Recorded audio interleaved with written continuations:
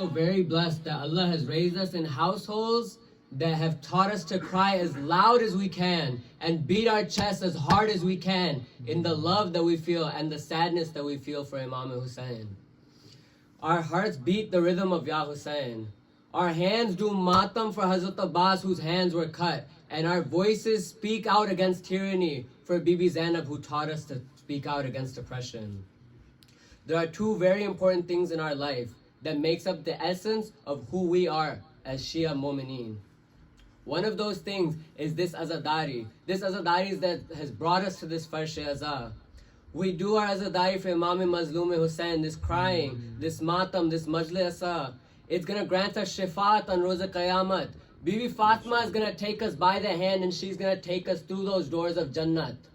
Because we have done azadari for her son, Imam Mazloom.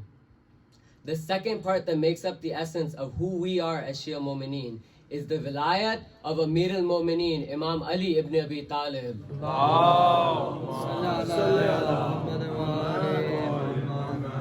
We should thank Allah that He's made us and He sent us down as Shia Mu'mineen who believe in Imam Ali. Allah says in Surah Baqarah, ayah number 30, وَإِذْ قَالَ رَبُّكَ لِلْمَلَائِكَةِ إِنِّي جَائِلٌ فِي الْأَرْضِ الْخَلِيفَةِ. Allah said to the angels that I am going to make a khalifa on this earth. Here Allah says the word ja'ilun.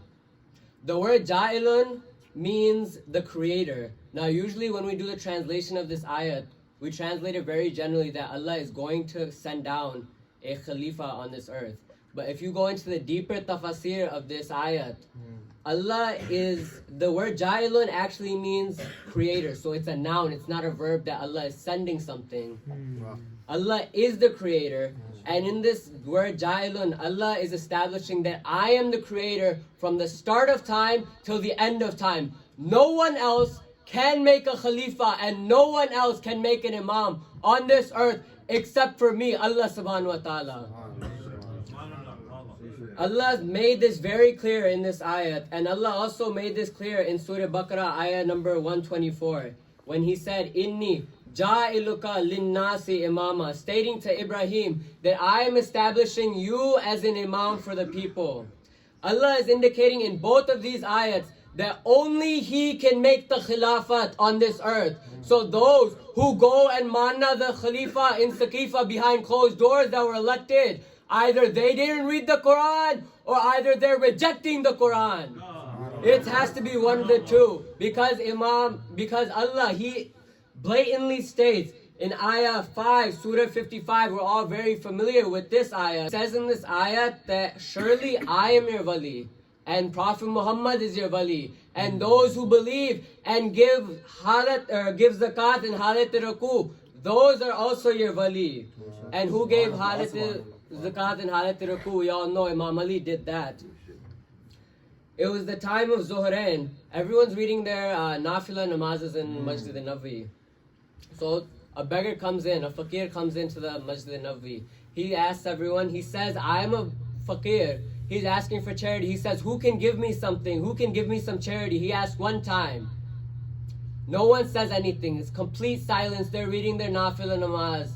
Second time he asks again, who can give me some charity? I am a fakir. I need some charity. Third time, he points away. He doesn't ask the people anymore. He goes directly to Allah subhanahu wa ta'ala. He says, Allah, you are my witness. I'm coming into your house and I'm going back home empty-handed. Where Imam Ali then, he extended out his hand and he gave the anghuti that was on his finger. You guys know what anghuti that was? That was the anghuti that Janab Sulaiman used to control his entire kingdom. Now imagine the man who gives that anghuti away in his zakat. How powerful must that man be? He doesn't need an anghuti to control his universe. Imam Ali himself is the control. Now a lot of people may say, we say that Imam Ali, he's the height of concentration in salat, right? So a lot of people may say, how did Imam Ali hear this fakir, right? Now you guys need to pay attention to this. The fakir, he asked the people in the first two times, right? He didn't go ask Allah the first time and the second time. The third time, he asked Allah directly. People say नमाज मोमिन की मिराज होती है ना. Right. So let's imagine कि वो इमाम अली जो नमाज पढ़े तो कितनी ऊंची मिराज पे पहुंचेंगे. Subhanallah, subhanallah. Imam Ali was so high in concentration that he was directly in the heavens when he said, "Oh Allah, I'm turning away from your house empty-handed." Allah said from the heavens, "Ali, extend out your hand and give zakat to this beggar." Nare Haidari. Now Imam Ali gave this ring to the beggar. This is the vilayat that we make up our essence with. This is the man that we believe in. Now Imam Hussain, he gave his life for this vilayat, for Allah's religion, to save the message of the Prophet. He gave everything he had in the name of Allah. He sacrificed his entire family. His nephew Qasim's body was trampled on by the horses. Akbar, his Jawan son, the neza hit his chest and it was broken inside of there. His brother Abbas's arms were cut off in the name of this religion. Ali Asghar, a 6-month-old baby, his neck was so small, but the tear was bigger than his neck. Imam Hussain gave everything he had in the name of Allah. Since the morning time Imam Hussain went, he picked up 71 lashes. He went and picked up every single lash. Finally, the time had come that Imam Hussain has to give his own life for the religion of his grandfather. He stood outside the tent, alone, thirsty, heartbroken. He cried out, "My salam to you, Zainab, O Kulsum, O Ruqayya, O Kubra, O Sakina. My salam to you." He gave his salams to all the Bibiya. He said, "Fi aman Allah, I'm leaving to give my life in the name of my grandfather's religion." All the ladies, they gathered around Imam Hussain. They all cried and they said their last farewell to Imam Hussain. Imam Hussain said, "Zainab, take me to my son Zain al-Abidin." Bibi Zainab took Imam Hussain to the tent of Zain al-Abidin. Sayyid al-Sajidin was laying there unconscious on the bed. Bibi Zainab shook his shoulder. He said, "Son, Sajjad, your father has come to see you." Sayyid al-Sajidin opens his eyes. He says, "Father, why are you wearing white clothes marked with blood spots everywhere on them?" He said, "My son Sajjad, I have come to say Fi aman Allah. I am going into the battlefield now." He said, "Baba, why are you going in the battlefield? Where is Habib?" He said, "Qutil, my son, Habib has been killed." He said, Baba, Aina Abbas. Baba, where has my uncle Abbas gone?" He said, "My son, Qutil, Abbas has been killed on the Nahar of Furat." He said, "Baba, Aina Ali Akbar. Where is Ali Akbar?" He said, Qutil, Ali Akbar has been killed, Sajjad." Tears poured from Hussain and Zainab's eyes. He said, "Sajjad, don't inquire about anyone else. They've all been killed. It's just you and me now." He said, Sayyid al-Sajidin got up. He said to his aunt, he said, "Auntie Zainab, give me my sword. I will go into the battlefield and save the life of my father." He said, "No, Sajjad, you're too sick for jihad. Your jihad is going to start later." Now, Mu'mineen, look how Imam Hussain remembers us. He's never forgotten us. He said, "My son Sajjad, convey my salam to all my friends, my Shias, when you reach Medina." He said, "Sajjad, do tell them Hussain died for truth and justice." He said, "Lastly, my son, tell my Shias to remember me. When they have a glass of cold water, remember me." Imam Hussain and Bibi Zainab left the tent. Now the time has come for Imam Hussain to go into the battlefield. He walks to his horse. Hussain had helped everyone mount their horses. But who is going to help Hussain mount his horse now? Bibi Zainab, she saw her brother struggling to get on the horse. She said, Hussain, bring your horse near my tent. Let me help you, my brother." Bibi Zainab held the reins as Hussain mounted his horse Zulzana. Zulzana moved a few steps and stopped. Hussein gently stroked the horse's neck and said, "My faithful horse, I know you're thirsty. I know you're tired. You've been with me every single lot that I picked up. I'm tired. I'm thirsty as well. But this time, I will let you go. You just have to take me in the battlefield just one more time." The horse, he looked down at his legs. What did Imam Hussein see when he looked down to the legs of the horse? He saw his 4-year-old daughter. She was clutching onto the horse's legs. She said, "Baba, please don't go. Everyone who's gone, they haven't come back. Ali Akbar went, he didn't come back. My Chacha Abbas went, he didn't come back. My baby brother Ali Asghar went, he didn't come back." What a tragic scene this is. We know Bibi Fatima must even cry at this scene.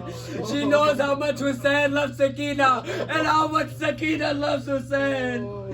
Imam says, "My darling Sakina, please do not cry.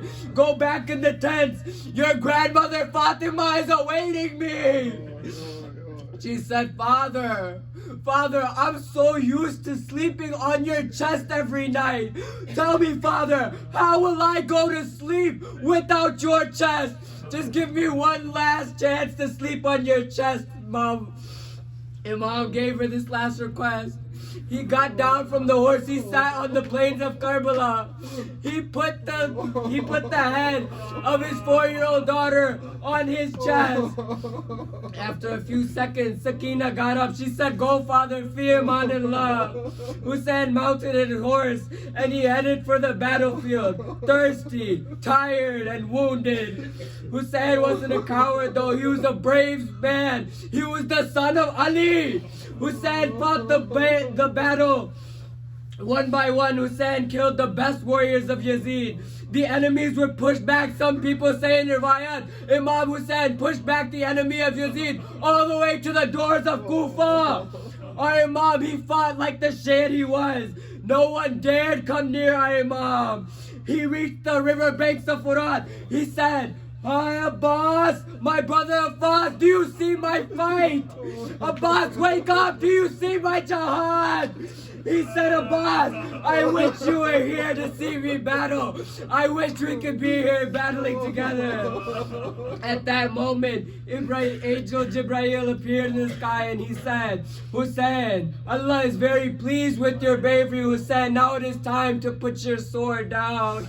Imam Hussein, he obeyed the command of Allah. He put his sword down. The enemy saw Hussein's sword down. They attacked from all sides. They attacked from every single side they could. Arrows were shot at Hussein. Hussein was attacked with swords, nezas. Those who didn't have weapons, they threw stones at the Imam. Allahu Akbar, our poor Imam, wounded, bleeding. Hussein could not stay on his horse. The time finally came where he couldn't stay on Zuljanah. Now, Mu'mineen, think of this. There were so many arrows stuck in the body of Imam Hussein. The Mu'mineen, you've heard our Mulana say, "Nazeen pete, Nazameen pete." Imam Hussein fell off the horse and he couldn't hit the ground because there were so many arrows in his chest. He fell, but he didn't touch the ground. Imam Hussein rests on a bed of arrows.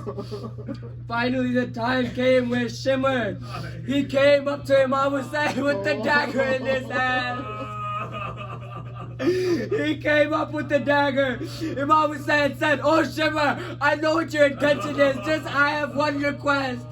Please just let me do sajda 2 times." Imam Hussein went in his first sajda. He said, "Oh Allah, all praises to you and to you alone." Hussein lifted his head. He went down to perform his second jihad, to perform his second sajda. Shimmer though, he didn't give Imam Hussein the chance to get back up from this sajda. He took the sword and he started chopping off the neck of Imam Hussein from the back. The earth trembled, the sky shouted.